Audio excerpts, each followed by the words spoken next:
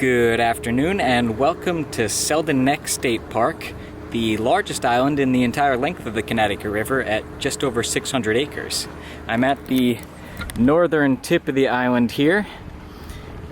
You can see Selden Creek over there, which is what makes it officially an island and no longer a neck. That happened in some seasonal flooding that happened sometime around 1850. Our first stop will be just around the bend here.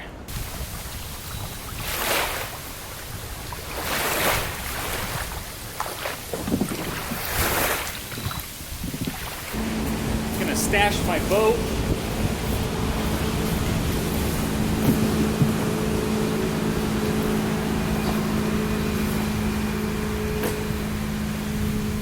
So I was last here about a year ago, and all I had was a hand-drawn map and one or two things that I knew that I should be looking for. And let's just say that it was not a failure, but not exactly how you would want things to go. And so I did make a movie, but it wasn't particularly great. If you want to watch it, I'll put a link to it. What I learned from that trip, and the visitor to since then, is that the trails start just at the end of this beach here.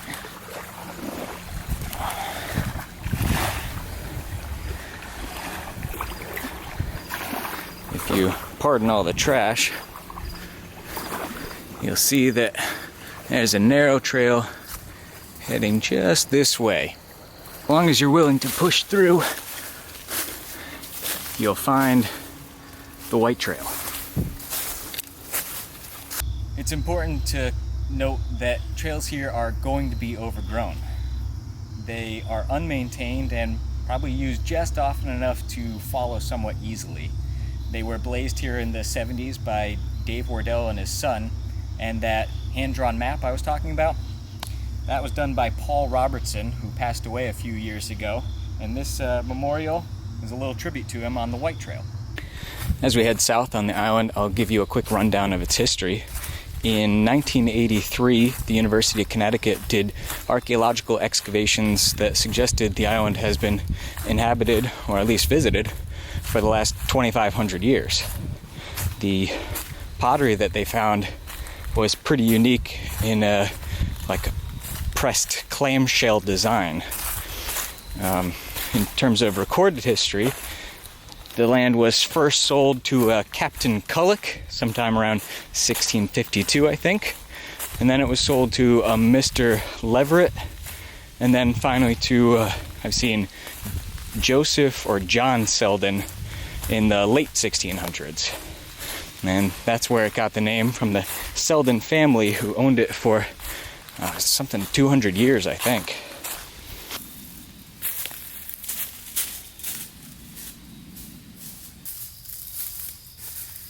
Here we get our first sign of the stone walls that crisscross the property. They are from the Selden family who farmed the island. We are at just under a mile now, and we have reached the red trail. This should take us past the Selden homestead. I think that'll be our first significant stop. Nice section of stone wall running along here.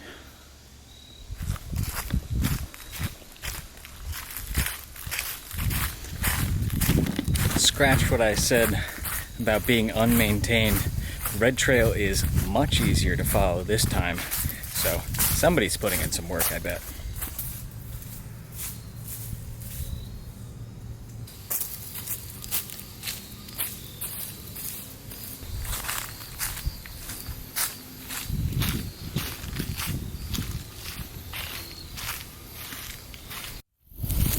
Descending now to the Quarry Knob campsite.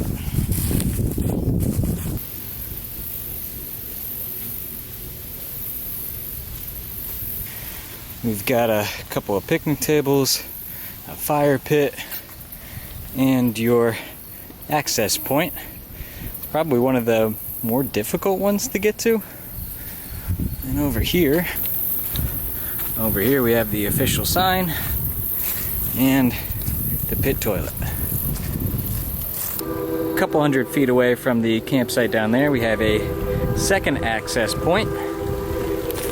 We're about 1.5 miles into our hike, and now we're going to try and find the blue trail.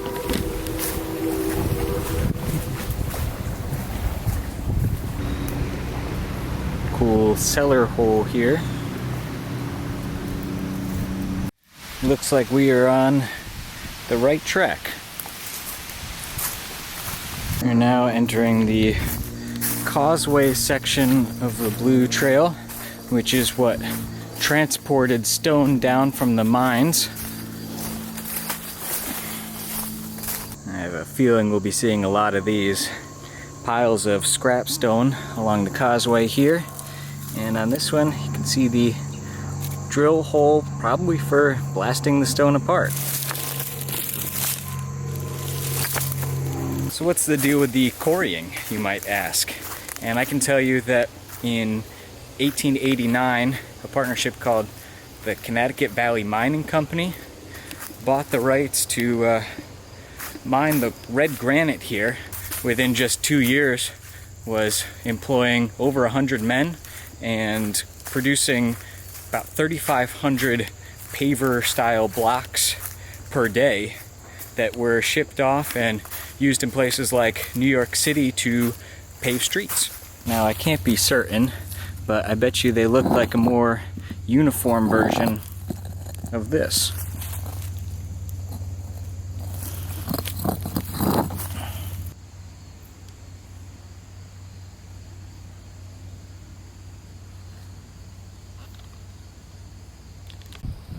So I just hiked around from the causeway and back up this side along the blue trail, and I think I've hit the peak elevation here on the top of this hill, and now we just have to find the green trail.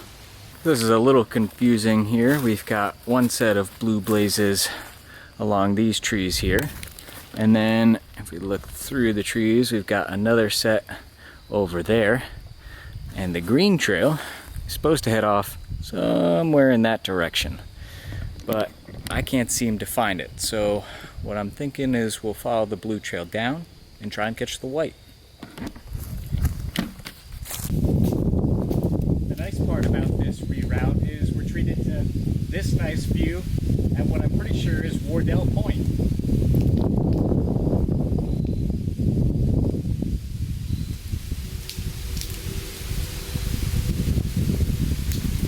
Got some more easy evidence of the quarrying that happened on the rocks here. We're just off the blue trail, and I've lost the blazes, but this caught my eye, so I'm doing a little bit of extra exploring. Just above the Quarry Knob campsite now, and so that means I did the full blue loop, and it was probably 1.6, 1.7 miles to do the full section there. And now I see white blazes off in the woods over there, and I came down that way the last time I was here. Let's see if we can make our way through all this barberry. Oh yeah, just about as miserable as last time. Raspberry, barberry, everything with thorns. I seriously considered bringing a pair of clippers just for this section here. Made it through, but not without some battle scars. And I reinstate what I said about the trails being overgrown. That red one, that was a nice surprise. This section of the white trail is extremely overgrown. I ended up walking from the other side around to here, and we should be just about where the white and green connect. So I'm just past the green and white trail junction back here, and I carefully followed the green blazes to this point, and we reach all these, and I'm not trying to push through that, so back to the white trail. At least I know that's clear.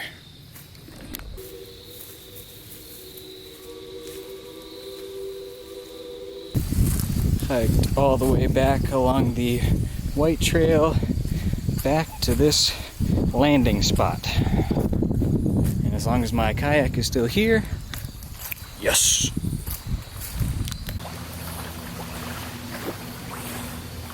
So there you have it, Selden Neck State Park. My hike ended up being about 5 miles, and there were a couple of things that I missed, like the Selden family homestead with its stone pillars and cellar hole, the connecting trail down to Spring Ledge Camp. Quick shot of the Spring Ledge Camp pit toilet, and a nice kind of low but secluded spot along the river. And I can confirm the trails from Spring Ledge do connect up to the regular ones. And actually, here are some shots of my stay on Hogback Camp from earlier in the summer. Hogback campsite. Got a toilet, a couple of picnic tables, and a heck of a nice view. There's also some folklore, such as the Egyptian water lilies that supposedly bloom in Selden Creek every 25 years, or the unsolved murder from 1902 of the Italian cook and his buried treasure, or the Holloway brothers, who were in love with the same woman. One of them got married, and the other became a hermit over in Selden Cove. All of that should be in Dave Wardell's documentary, The Quarries of Selden Neck. I've got my copy on the way. This maritime state park for boaters, and upon closer examination, one will find the quarries of Selden Neck. So I might have to come out here at least once more. See you next time.